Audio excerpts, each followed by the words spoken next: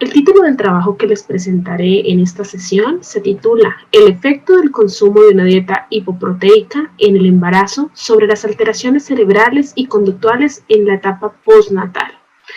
A manera de introducción, se conoce que un consumo adecuado de proteínas durante el embarazo debe estar en una proporción del 18 al 20% del total de macronutrientes.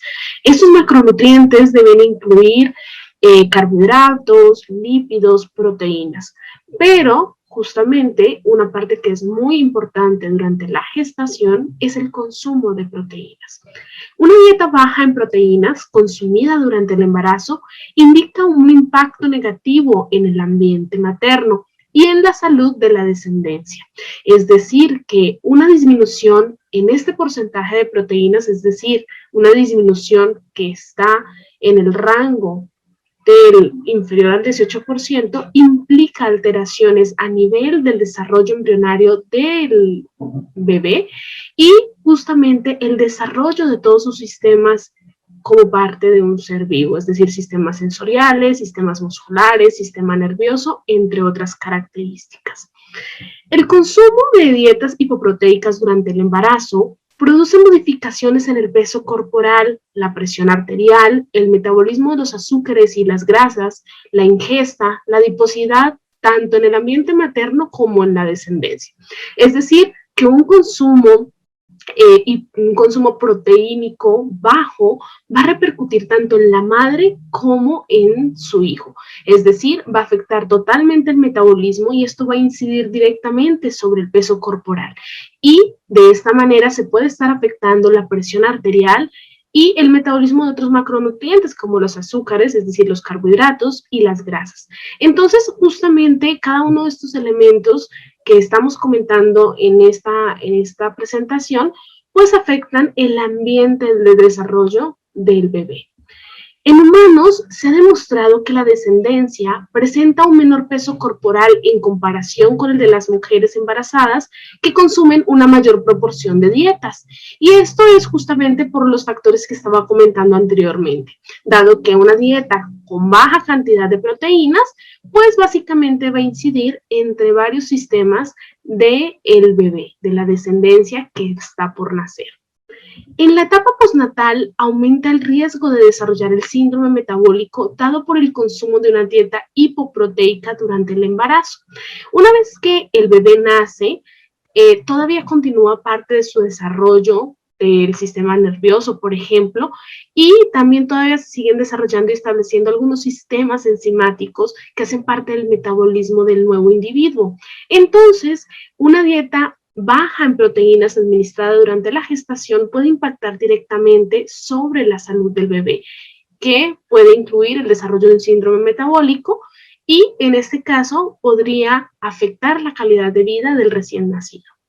En este trabajo, lo que nosotros hicimos fue hacer una revisión bibliográfica y la búsqueda de información se limitó a artículos indizados publicados en un periodo comprendido desde 1994 hasta el 2021.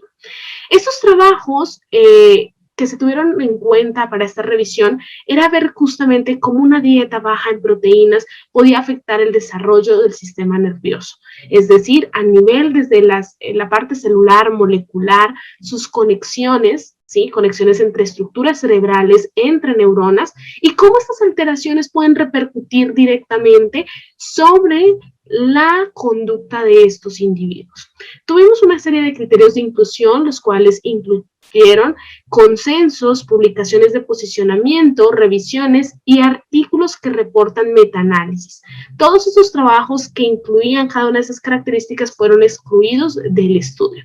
Es decir, que se incluyeron solamente trabajos que indicaban diseños experimentales en donde se ponían a prueba diferentes experimentos en los cuales se manipulaba la cantidad de proteínas que ingería la madre durante la gestación, la lactancia e incluso la descendencia después de haber nacido. La búsqueda se realizó en los meses de mayo y junio del 2021, fueron los 2 meses en los que se hizo esta revisión bibliográfica para poder integrar la información que aquí se comentaba.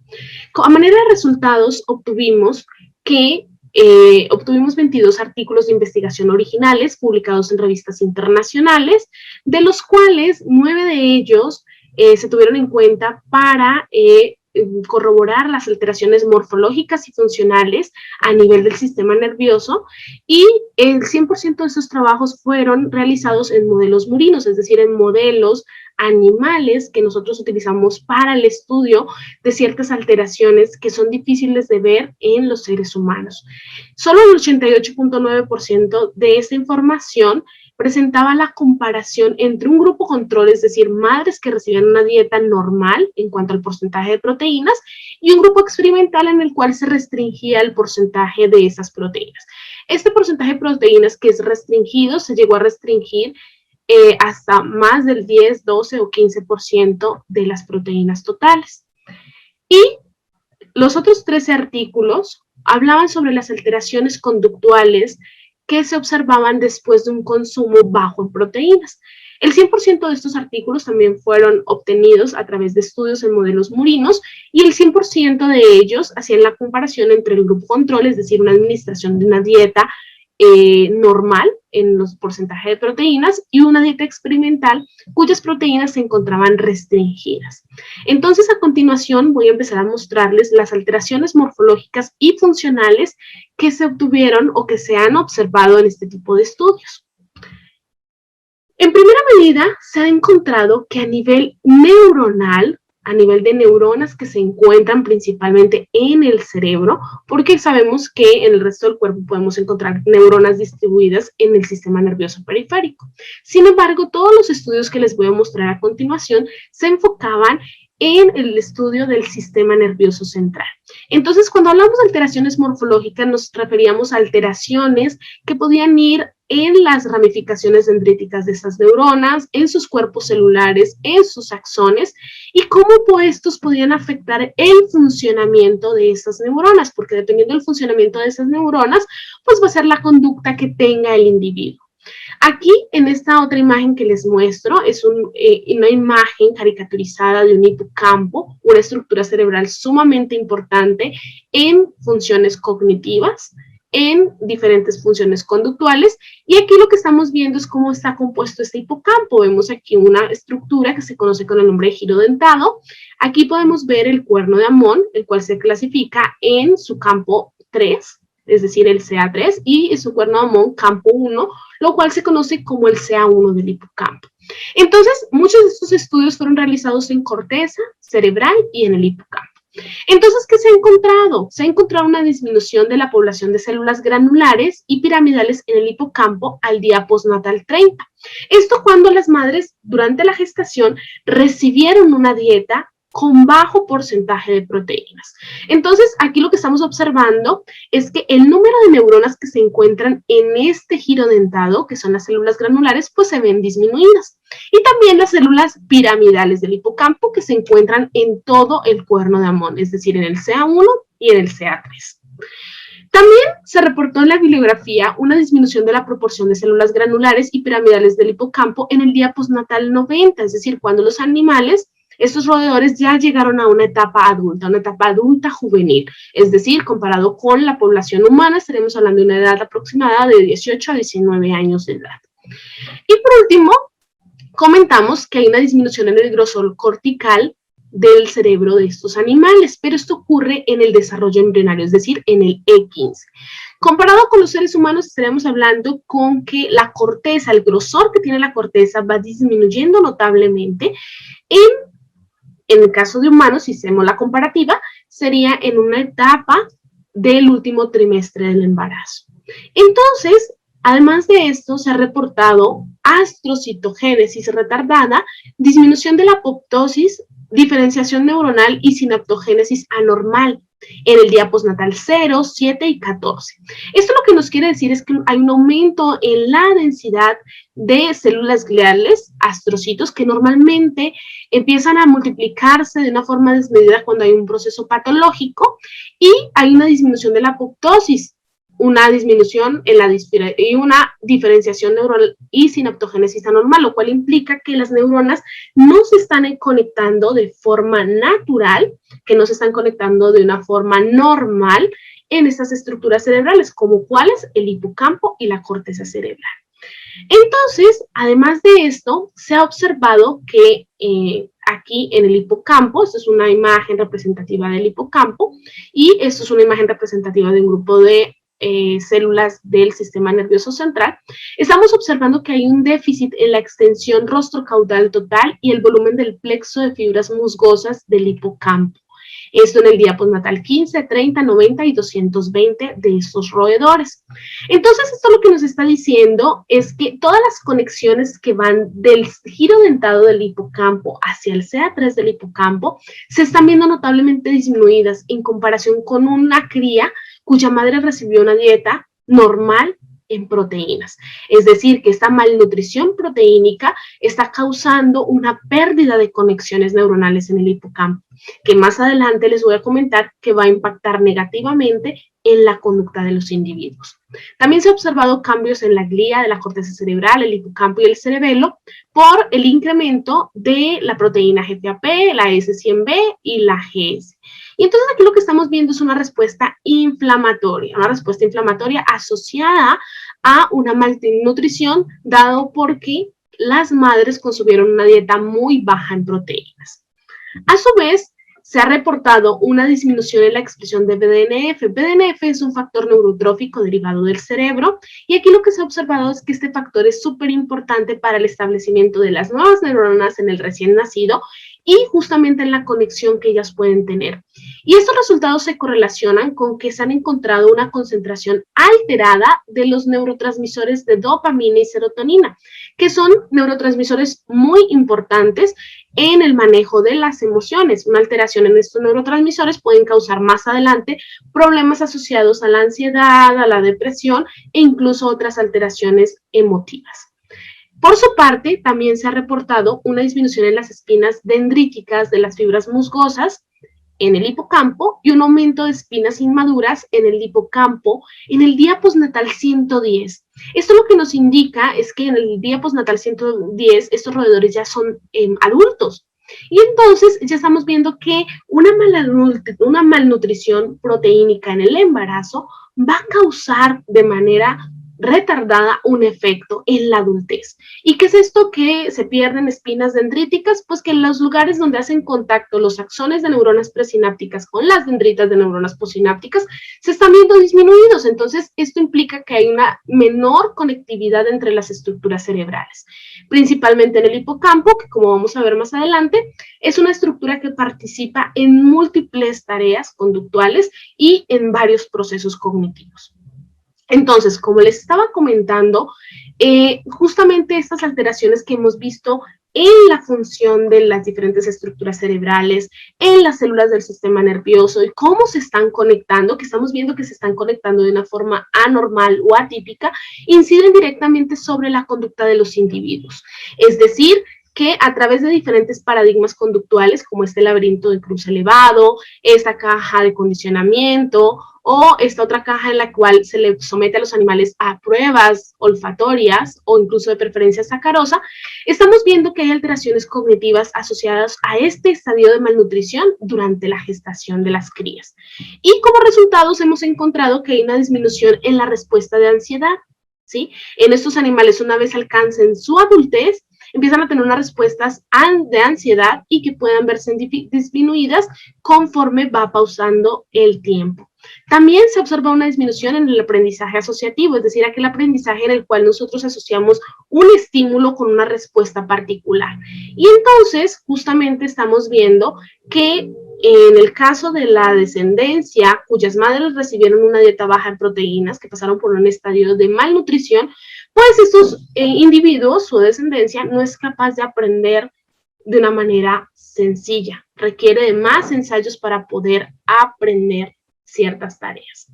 Asimismo, se ha encontrado que aumenta la respuesta de ansiedad y estrés en estas crías, es decir, que son más proclives a estresarse, son más proclives a desarrollar algunos trastornos de ansiedad basados en esta alteración que tuvieron durante el desarrollo, es decir, en su gestación y durante la lactancia. Asimismo, se ha encontrado que en otras etapas postnatales también se encuentran esas respuestas de estrés. Esto es una conducta que se ha estado observando de forma sostenida y se está viendo en varias edades de los animales, desde la adolescencia, el estado juvenil y toda la adultez. Asimismo, también se ha encontrado una disminución o un deterioro en el reflejo de enderezamiento, en el sobresalto auditivo, en la disminución de la conducta de olfateo, disminución de intentos de escape, actividad motora, aumento de la respuesta de ansiedad y el tiempo de inmovilidad. Estas conductas que estoy comentando aquí están asociados con la conducta materna, justamente, y con la conducta motora innata, todo esto que no necesitamos aprender, que podemos hacer de forma automática. Y entonces estas conductas innatas también se están viendo alteradas, no solamente las conductas aprendidas. Y otra vez, de manera muy reiterada, esto es en respuesta a la malnutrición proteica que se tiene durante la gestación y la lactancia. Por su parte, también hemos encontrado un aumento en vocalizaciones ultrasónicas y la disminución en respuestas de evitación. Es decir, que los animales responden de una forma más lenta ante cualquier tipo de estímulo. También se ha encontrado un deterioro en el aprendizaje y también un deterioro tanto en el aprendizaje como en la memoria. Es decir, que estos individuos cuyas madres tuvieron una dieta baja en proteínas, les cuesta trabajo aprender y aparte de que les cueste trabajo aprender, les cuesta todavía más trabajo memorizar o poder evocar la información, es poder recuperar esta información que ya se encuentra almacenada en el cerebro. Por su parte, podemos citar algunos trabajos más que tratan sobre las respuestas que se ven alteradas, como comentaba, son respuestas maternas cuando el individuo es una cría. También hay disminución en respuestas que tienen que ver con la interacción social y un deterioro en el aprendizaje y la memoria. Esas respuestas de interacción social quiere decir que las personas que crecieron en un ambiente limitado en el porcentaje de proteínas, pues se involucran menos socialmente con otras personas. Y de esta forma, pues se afecta sus conductas. Asimismo, podemos observar que también hay una disminución en las habilidades sensorimotoras, es decir, todas las partes que tenemos que ver con nuestra percepción, conductas estereotipadas, que son conductas innatas, disminución en la respuesta de ansiedad, aumento en la conducta hacia la luz, ya que los roedores son fotofóbicos innatos, y deterioros en el aprendizaje aversivo, es decir, les cuesta trabajo aprender cosas negativas, cosas que nos lastiman o nos hacen daño. Y también todo lo que tiene que ver con el aprendizaje espacial, es decir, que les cuesta trabajo ubicarse en un sitio particular, ubicar dónde se encuentran ciertos lugares de la ciudad, cómo manejar un mapa, cómo ubicarse en un contexto. Y por último, también hay una disminución en la preferencia sacarosa. Esto lo que nos habla es que hay una respuesta que podemos conocer con el nombre de anedonia. Y anedonia es la pérdida de interés, la pérdida de gana que podemos tener hacia algo que es un estímulo placentero. Y entonces, este es el principal síntoma de la depresión. Entonces, todas estas mediciones que nosotros podemos estar reportando aquí ocurren en el día postnatal 90, 180 y 360. Si hacemos la comparación de esto con el humano, podemos ver que hay alteraciones sensoriales, motoras, cognitivas, refiriéndonos a aprendizaje, memoria, atención, respuestas emocionales como estrés, ansiedad, y justamente algo más como depresión, como en el caso de la anedonia. Y esto ocurre ya en la adultez. Si comparamos con los humanos, estaríamos hablando de una edad de 25 años, 30, 35 o incluso hasta 40 años de edad.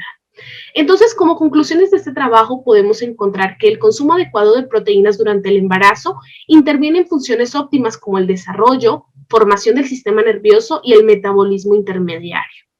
Y por último, se han reportado daños en la morfología y en los mecanismos funcionales en los cerebros de la descendencia que se ven reflejados en la conducta de nido, las conductas motoras, funciones cognitivas como el aprendizaje y la memoria, y las respuestas de ansiedad y al estrés. Entonces, de manera muy resumida, podemos decir que las personas que sufren una malnutrición durante su desarrollo embrionario o durante su lactancia van a presentar alteraciones a nivel del sistema nervioso central, es decir, alteraciones a nivel cerebral, y asimismo esas alteraciones que ocurren en el cerebro van a traer como consecuencias alteraciones en la conducta y sobre todo en las funciones cognitivas.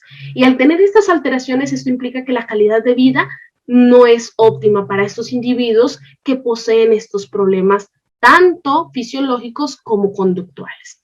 A continuación, les muestro las referencias que consultamos para este trabajo y Por último, no me queda más que agradecer a la Universidad de Guadalajara, al Centro Universitario del Sur, a la Universidad Nacional Autónoma de México, en especial al Instituto de Neurobiología, y pues a todos aquellos que han colaborado en el desarrollo de sus trabajos de investigación. Muchísimas gracias por escuchar la presentación.